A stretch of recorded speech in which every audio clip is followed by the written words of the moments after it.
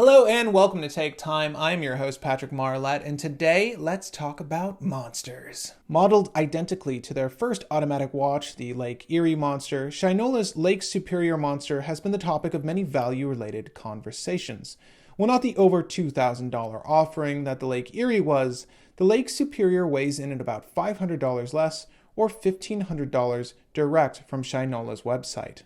How does the new monster in town stack up on a day-to-day basis? As with all my reviews here on the channel, I start with the bad and then move on to the good before giving my final verdict on a review item. So without further ado, let's talk Shinola. Before we begin the video, I'd like to personally thank Steve J for sending out his very own Shinola for review. Without him, none of this would be made possible, so thank you so much for sending this piece out my way. Now, while we have the watch down here, it measures 43 millimeters in diameter, with 52 millimeters from lug end to lug end. It is 13 millimeters thick to the top of the bezel and nearly 16 millimeters with the crystal.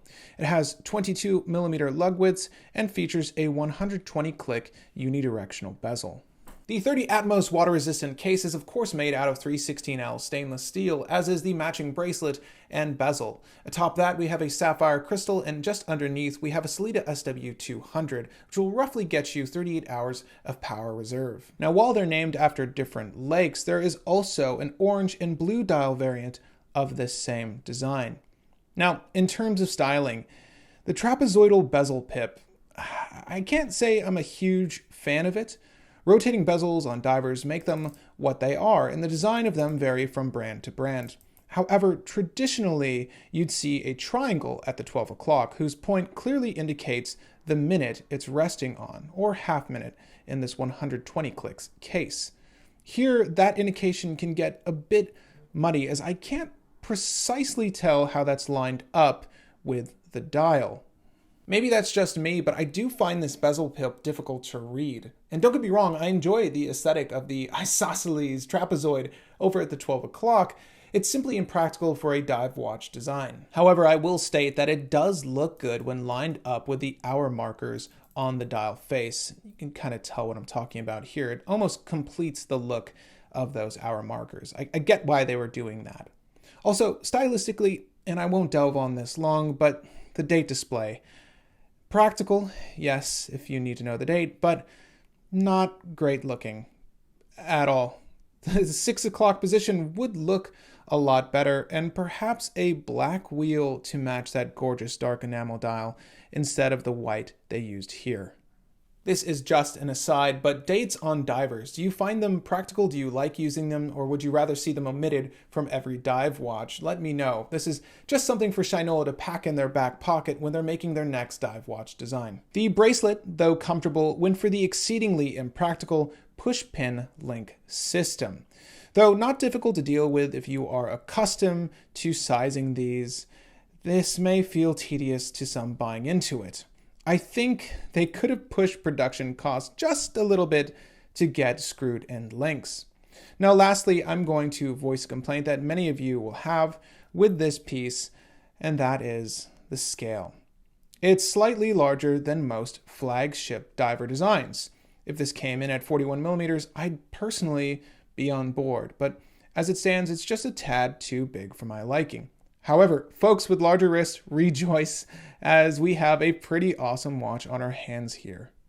With those relatively modest complaints out of the way, there is a lot Shinola gets right here. Let's start with one of the things I love seeing, and that is bracelet details. Though a very basic bracelet, they've matched its aesthetic well with that of the case. And this is oftentimes missed, but you'll notice how the brushing of the lugs and polished sides of the case carry through to the bracelet. It's a simple thing, but matching finishes on accessories are really appreciated. Speaking of the case, this is one of the most gorgeous, well-thought designs I've seen for a dive watch case in a long time. The tapered off sides of the case rest comfortably on the wrist, and the high polished outline of what remains of the side of the case create a language that is uniquely Shinola's own. Though the front facade makes you think it looks like your typical diver, that minor design choice changes the whole look when viewed from the side profile. The handset feels similar to what Oris does with their Aquis line, but works well in tandem with the rest of the dial's design.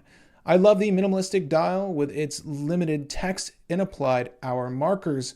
All this offers us a perfect view of that gorgeous enamel dial. Also, there are no micro adjustments on the clasp, but the watch does offer a fantastic, easy to use micro adjustment system hidden under the clasp. With it, I was able to perfectly size this on the wrist and adjust it on the fly. And on that note, before I give you my final verdict on the Shinola Lake Superior Monster, why don't we take a look at what this might look like on your wrist. Steve, again, I just want to say that you are awesome. It's unfortunate, but the first recording of this got corrupted, and I had already sent the watch off to Steve at that point, and he was kind enough to send it back out my way to finish up the review as we intended. So Steve, thank you so much for sending it my way twice. I cannot wait to get this back to you so that you can begin enjoying it again as much as I've enjoyed having it this second time around. But here is the Shinola Lake Superior Monster on a 7 1/4 inch wrist for all of your admirers, and when you are going to admire it, it's going to look a little something like this. And here's the Shinola Lake Superior Monster on a 7 1/4 inch wrist. And in all honesty, it doesn't wear that large. Again, on paper, it may seem like a big watch, and it is, but it doesn't wear that way. And I think it's indebted to the case's design that it feels much smaller than it is. Again, those sloping sides just wear so well on the sides of my wrist. It's been a very comfortable daily wear. Again, I think 41 millimeters in diameter might suit this watch better, or maybe just a smaller watch in general for your audience that would like a smaller watch Shinola, but 43 works just well for this. There are many luxury brands offering watches at around the same price with an SW200 movement inside, which is generally where the value lies for most consumers. Now, I think if you are a fan of this brand and enjoy large watches, this is a fantastic option for you. Now, if you're on the outside looking in, I'm sure this isn't an interesting proposition for you, as most folks would rather spend 1.5 to 2K on something from a brand recognized for their mechanical ranges of watches.